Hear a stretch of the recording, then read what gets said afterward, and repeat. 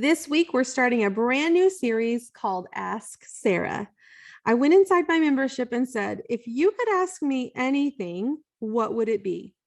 Well, Mar asked me, how do you balance everything? The business, the kids, yourself?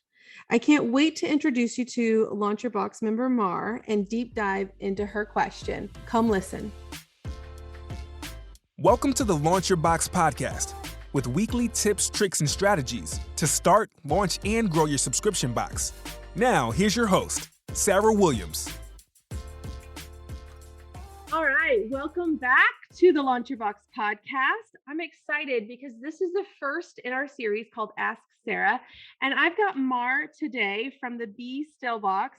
Now, Mar, before we get into the Ask Sarah part, I want to know your story, and I want our listeners to understand where you're at, what you do, because you do a lot of fun stuff, a lot of interesting different things. And so I want to give them a little bit of backstory, and then we're going to dive into your question for me. So why don't you just introduce yourself and tell us a little bit about the history of your business? Absolutely. Hi, everyone. I'm Mar, and I am here in Southeast Wisconsin, and I handcraft pure Wisconsin beeswax candles and other beeswax products. And I have what I've called the Bee Still Box, which is designed to help my customers either start or cultivate the practice of meditation with a little of a twist where all five senses are involved. So we have something for the smell, we have something for the scent, for touch, for, obviously vision and hearing. I was able to kind of put it all together with the help of 8 other amazing makers, local artisans, who all helped me put together this beautiful box. So that's the box. And then going back a little bit of how I stumbled onto creating beeswax candles. So about 3 years ago, I had a career, I had high heels, all that good stuff. And my partner and I, one day just decided to go biking through the countryside of Wisconsin, this beautiful bike ride, August afternoon.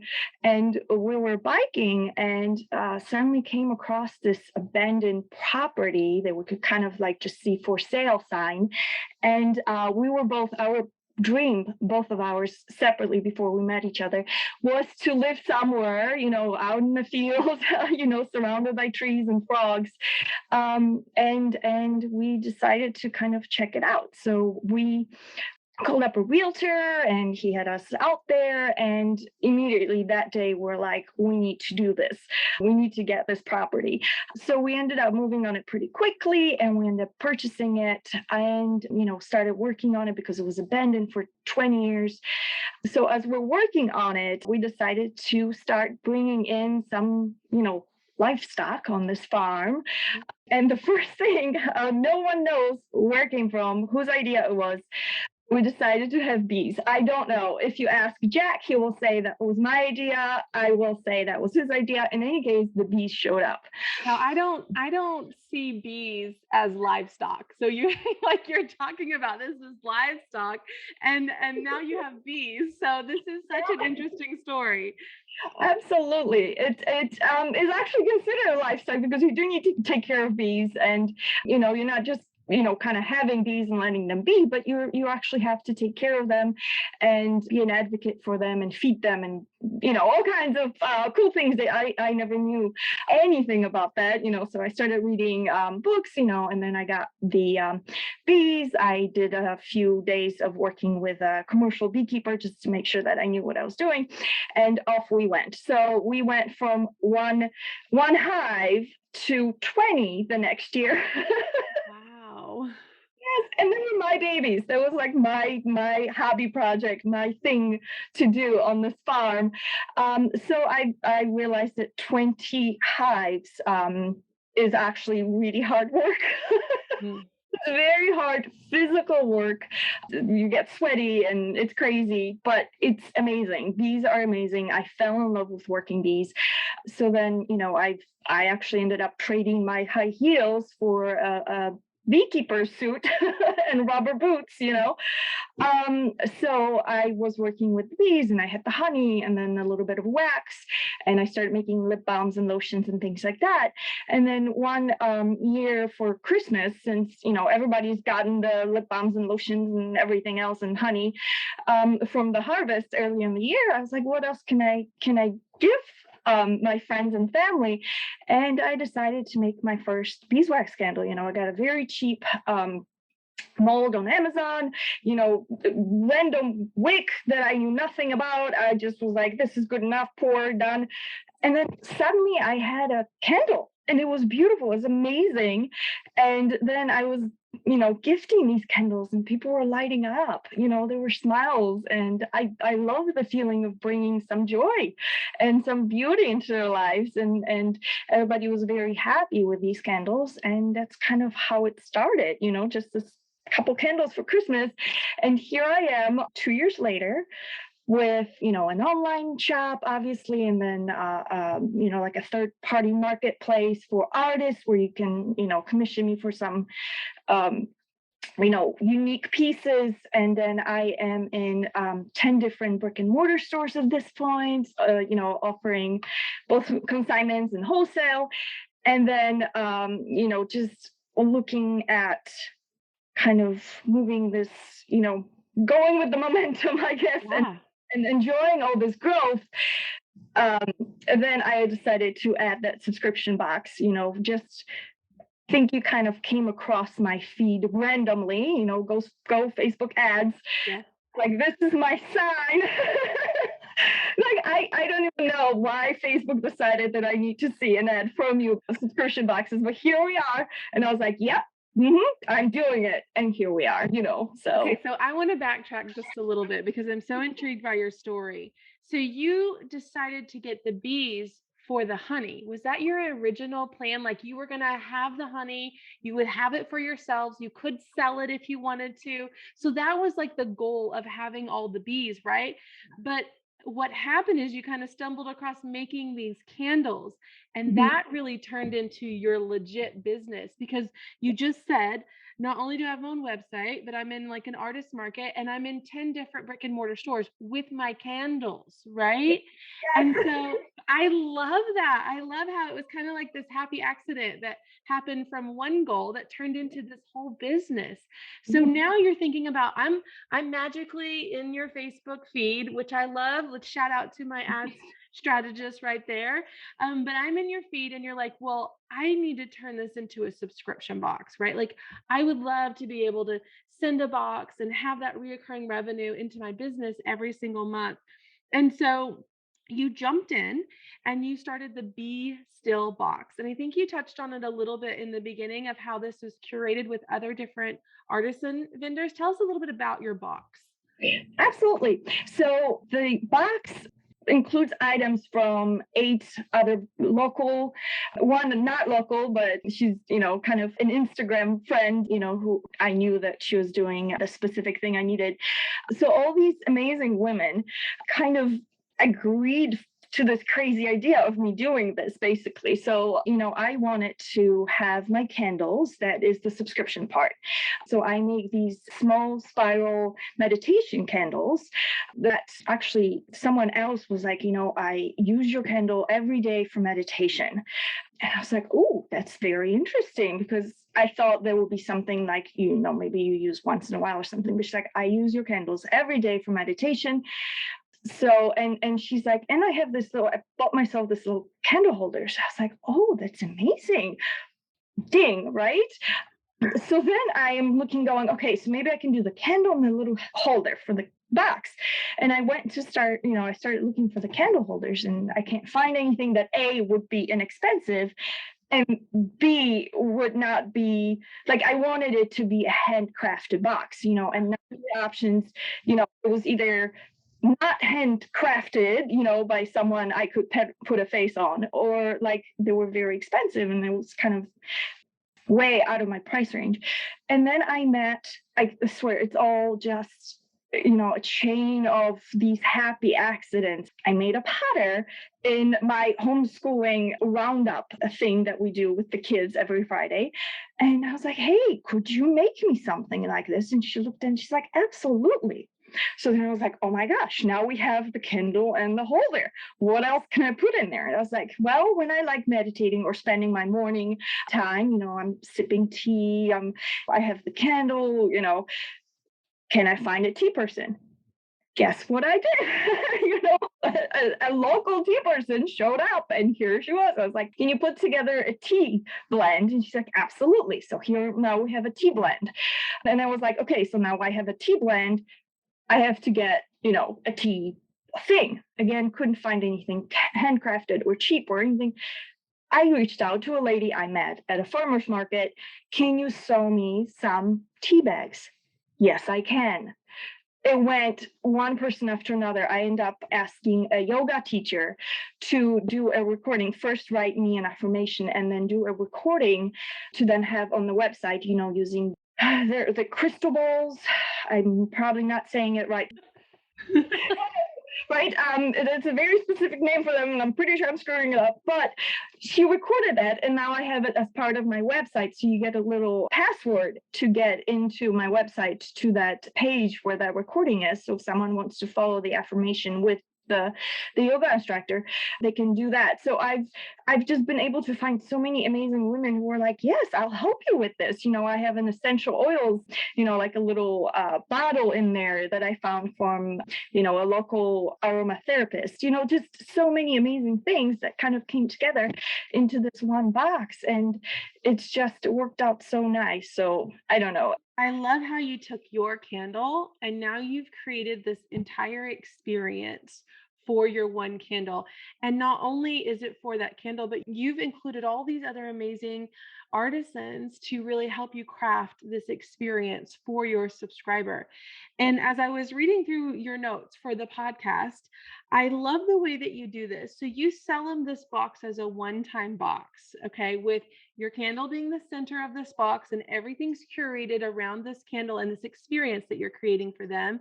But then you have the reoccurring subscription tied onto this, but it's not for all the things. It's for the one thing. It's that one thing of the month that we talk about a lot inside Launch Your Box. But you made it very easy to create a monthly subscription with candle. Every month they get another candle, right? They don't get a whole box of stuff. They get another candle. I love this. So you're creating the one experience and then you're replenishing their candle every single month, and you've developed your subscription from this. And I think it's amazing. And I love just the story, like the whole finding the house and buying the bees and then just lucking into this like candle idea. I think it's just such a great story. Now, let's get into the Ask Sarah question. So when I posed this question to my group, if you could ask me one thing, let's talk about it on the podcast. You just said one, you homeschool. You've got livestock. Hopefully you have more than bees at this point. You're working on, refinishing this house. So you've got a lot going on, and that's just part of it. Go ahead and ask your question, and then we'll start to break that down. Okay, so my question is, what tips, tricks, hacks do you have to juggle it all? The kids, the household management, the business, my goodness, the self-care, the time to meet friends, everything else. What are your favorite ways of fitting it all in and making it happen? I think the first answer is you never fit it all in. And I think that we're lying to ourselves if we can sit here and say that I do it all and I'm great at it. No, no one's great at all those things. And Mar, that I have pretty large business, right? Like I have a pretty large business. I have lots of employees. I also am a coach that's very involved with my community. And so for me, it's been a juggling act. And I think the biggest piece of advice for anybody listening that's like, I'm trying to do all the things and I'm trying to keep up with it. And some people listening right now, they work a full-time job too. You're homeschooling your kids. I'm not homeschooling my kids. I'm sending them to school. But, for me, it's the first thing that I needed to recognize was that I needed to hire help. And there was a long time that I just kept telling myself I couldn't hire help. I wasn't making enough to hire help. And honestly, I would never get over that hump of making enough had I not hired my first person. And it was really, really hard. And it took an act of desperation almost for me to hire that first person. It was the beginning of December that year. And I had just received a huge order from a local bank for Christmas gifts for their employees. And it was like 70 or 80 hand painted items that they had ordered. And it was like more money of any order that I'd ever gotten before. I was going to do it. I was going to make it happen. I was going to work all night. I was going to get up at 4 o'clock in the morning. I was going to make it happen. And as the days started to tick by, I kept seeing that this was not going to happen. And I was panicked. And that's when I hired my first person. I need help and I need help right now. And what happened, and I wasn't even giving myself a regular paycheck at that point in my business. But what happened, I was scared. How am I going to pay this person? Right. I thought, let this be temporary. I'll pay her from the money I made from the bank. And then January, we'll all move on. It'll be fine. It'll just be a temporary. That person is still with me. Like she's in my warehouse right now. She's my shipping and receiving manager. She's still with me 7 years later. What happened when I hired her, not only could I give her a paycheck, but that was the time that I started getting a paycheck. What we could do together was more than 4 times of what I could do by myself. And I couldn't see it because I was in this rat race of trying to make enough money to be able to hire someone. I was never going to get there alone. So that would be my first piece of advice. And the other thing that I think when we say I hire help, moms tend to feel guilty about hiring help for their household. Mm. 'Cause we're the mom. We should be able to do all the things. I can cook, I can clean, I can homeschool my kids, I can run a business, I can feed chickens and take care of bees. Like, no, we just physically can't do that. And so there's this immense amount of guilt that's put on us as a mom that says it's either shameful or I should feel guilty that someone is coming in to clean my house for me. And that needs to be just busted right now. Like we should never feel guilt about helping us do something that gives us more time back to spend with our children, right? If I'm Mhm. not spending my entire weekend cleaning my house every other weekend, I get my weekend back with my kids. And so that's what we have to look at the trade-off. So it's hiring help. Someone cleans my house. Someone did a meal prep for me for a very long time, just so that my family had a home cooked meal when I came home at the end of the day, which was not going to happen if it was left up to me. So it was a benefit I was doing for my family. I was working a lot of hours, a lot of hours in the beginning of my business, and a lot of us do. We're building something that we want to be long term, and it takes so much of our time, but we have to recognize that we can't do it all. And I think the other really important thing was like to ask for help.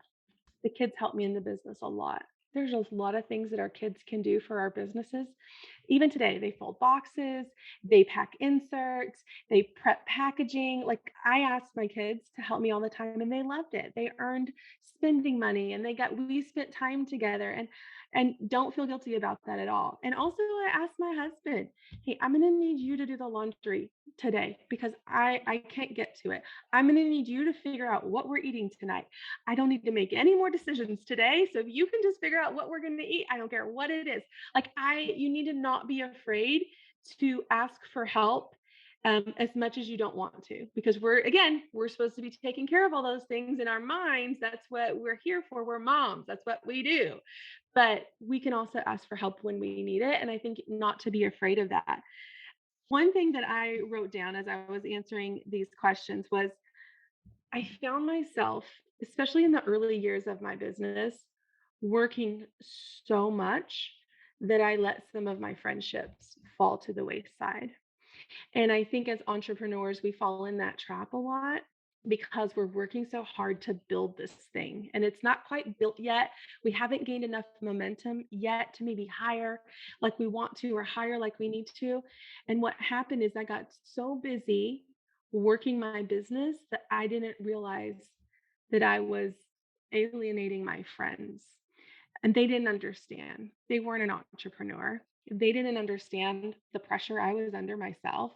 They didn't understand that I was literally working from the time I woke up to the time I went to bed they felt like I just didn't want to be friends with them. And so I had a couple conflicts come up that I didn't even see coming because I was too busy to even notice it. And so my if I could look back and go back now, and this is really what I do now, is I got to put dates on the calendar. Mar, Mhm. I've got to put dates on the calendar for my friends. I got to put dates on the calendar for my family, and I've got to put dates on the calendar for myself. If it's not on that calendar, it doesn't happen. So I need to do that now so that I'm not thinking when I'm in the weeds with stuff that I got to go find some time for some friends. Like I have to do it up front so that it gets scheduled, because if I Mhm. wait to schedule it, it will never get scheduled. I'll be too busy for it. Right. So we have to do it first. It has to be the priority: family time, friend time, and just time for yourself too. And so put those on the schedule. Your work will be there tomorrow. Like it'll still be there. And what I found was that if I gave myself less time to do something, I was way more productive than if I gave myself more time. And these are simple things like just making sure once a week you have lunch with a friend. So easy. We can do that every single week. We got to eat anyway, right? So go have lunch with a friend. I used to, before school, I would take one of my kids for breakfast once a week. So I would go twice a week, one with my son, one with my daughter, just me and them. We talked about school. We'd get up early and they'd pick where we would go eat breakfast, and we would go eat breakfast. And that was one way that I got some time with my kids. And I would have to schedule in a weekend off.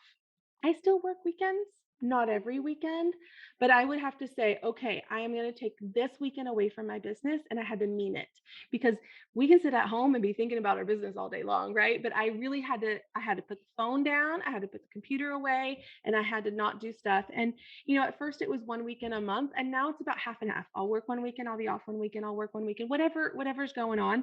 But we have to take a break when we need it.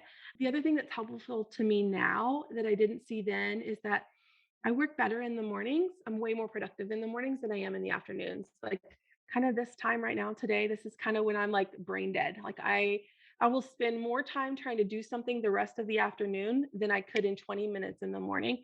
If I know that about myself, I need to go take a walk in the afternoon. I need to go do something with my kids in the afternoon. I need to take a break so I can come back fresh and be way more productive than I was, in the beginning. And so all of those things, just to build some structure. We could work 24 hours a day. And sometimes we want to because we love it, right? We love it. But if we don't create those breaks, if we don't create that time, we lose that time and we can never get it back. And, you asked me about, do I have productivity hacks? I use a calendar like it is the Bible. Okay. Like it is under my arm everywhere I go. Like yes, I'm using a calendar everywhere for everything. Like if I'm going to the grocery store, it's on the calendar. If I've got soccer practice, it's on the calendar. If I'm doing whatever in my business, it's on the calendar. If it's not on the calendar, it doesn't happen. I love kind of a to-do list. It kind of helps me organize all the things that are spinning in my head that keep me up. I'm a to-do list. Check it off. Check it off. Check it off. And really organizing it each day. What's the most important thing for me to accomplish today? What can wait?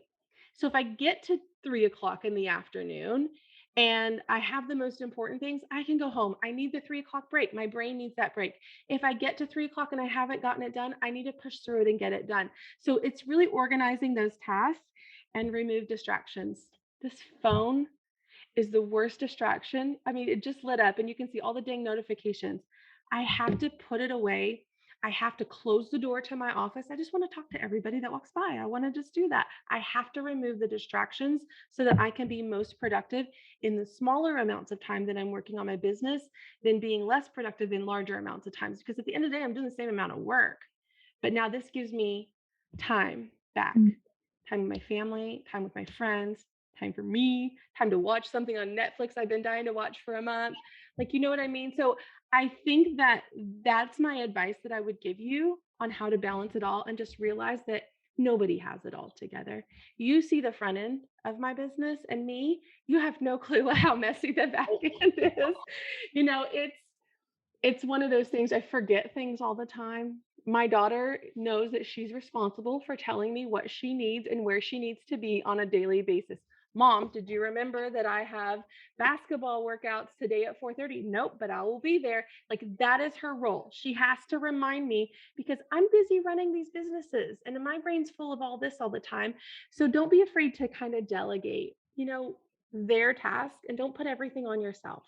Everybody plays a part in this as a family, and we should have the expectation that everybody knows how to load the dishwasher. It's not mom's job, it's everyone's job, and everybody can take the trash out equally as mom can. So, and I think if you just kind of go into it making the people in your life more responsible for their relationships with you don't have to be the one that asks your friend to lunch every week. You know what? Hey, Mar, every Tuesday, you pick where we're going to eat and tell me when to be there, and I'll be there. And make them responsible. Help them make those decisions in your everyday life. And they will. If they want to be there, they'll show up for you. Mhm. Oh, I love all those tips, everything. Absolutely. And I am completely agreeing with you on the calendar. If I call it my external brain, if I don't have it with me, my little, journal, it's not going to get done. It's not going to get remembered. Nothing. It has to be in there. So I'm Yeah. on that. Yes. So do you have any more questions about balancing everything for me? Have you found any ways to kind of help you balance? I know you deal with a lot of things every single day. What are some of the things that you do to help with that? My favorite thing that's kind of helped me maybe not get things done, but at least feel calmer about everything. Mhm. Actually, I have this very elaborate, but works for me, a very elaborate morning routine. Where I do get up earlier than everyone, but I totally like that. So we're okay there.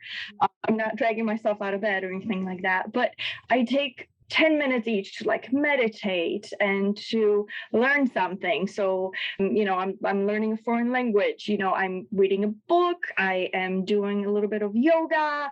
So I have a little bit for the spirit, I have a little bit for the mind, I have a little bit for the body. And I feel like I've accomplished so much just with that morning routine. Mhm. It feels like I took that time for myself, and I did put myself first, and I did good things for me. So now I'm like, okay, now I can give because I filled my cup, so I'm okay giving. So I found that I have to do this routine. It could be, abbreviated, doesn't have to be, 20 minutes of yoga, it could be 5 minutes. But to the point where I was at a scout camp for like a week with a bunch of 13, 14-year-old boys. And I was out there in the morning doing my yoga and they're like, what are you doing? Don't worry, this will help me not yell at you later. Yes.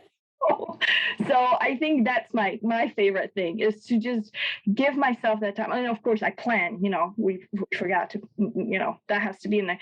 But once I do all those little things for myself, then I can go out and seize the day and win it and, feel like I've been Kind of resetting your compass a little bit. yes. You're really just centering yourself, and then you're taking on the day of whatever that is. And I think if we can do that, if we can kind of center ourselves, like I like to get to work before everyone. So when I come to the warehouse, I usually get here 45 minutes before anyone shows up. It's quiet. I'm alone. I can look at the task at hand. I can decide what those big rocks are for the day, what I have to accomplish and what I can accomplish. And then I can kind of get going before I get distracted by everybody that comes in and tells me what happened last night and what they're doing for the day, and just all of that becomes a distraction to being productive. And so if we can kind of recenter ourselves, whatever that looks like for us, we can get so much more done and be so much, you said calmer is the word.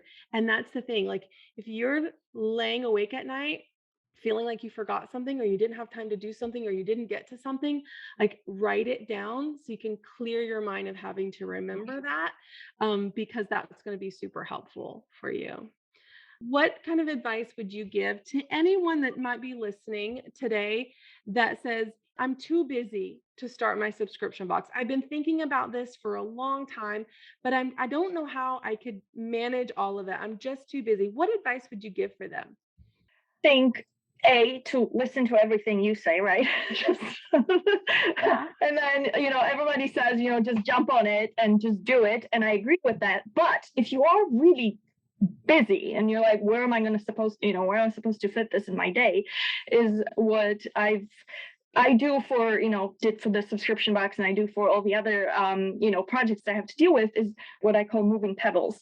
Is basically you kind of think about all the steps that need to happen. You're not just going to start a subscription box. You're going to decide what is going to be in the box. You're going to pick a product, then another one. So you think of all those little steps as your pebbles, and each day try to move one, just say, today, all I have to do is spend 15 minutes looking up, I don't know, boxes or stickers or whatever it is. And just do that. I found that if I move a pebble each day, eventually I've moved the entire thing, the whole mountain behind me, so, it might take a little bit, but if you're just persistent and you keep doing it, even a tiny little bit, you're still a tiny little bit forward, ahead, that you were if you weren't doing this. So, right. If you look back in a month and you haven't moved any of those pebbles, like you're still starting from scratch, go ahead and start. Make time. I love how you said make a little bit of time every day, even if you work full time, even if you homeschool, even if you're taking care of 20 beehives, do a little each day because it adds up to a lot. It adds up to a lot. Absolutely. Mar, it was so great to chat with you on the podcast today. If they need this beeswax candle in their life, tell them where they can find you. Well, I am on Instagram and Facebook and Pinterest at Windborne Candles. There's an E at the end of Windborne. And then my website right now is Windborne Farms. So that's the name of our farms, .com, but I will be switching it eventually to Windborne Candles. So okay. We're going to add that to the show notes so they can find you easy. Thank you so much for joining me on the podcast today. Thank you so much. If the idea of creating a subscription box is swirling around in your head, I encourage you to head over to launchyourboxwithsarah.com, get on our waitlist, and grab some of our free downloads to help you get started. That's launchyourboxwithsarah.com.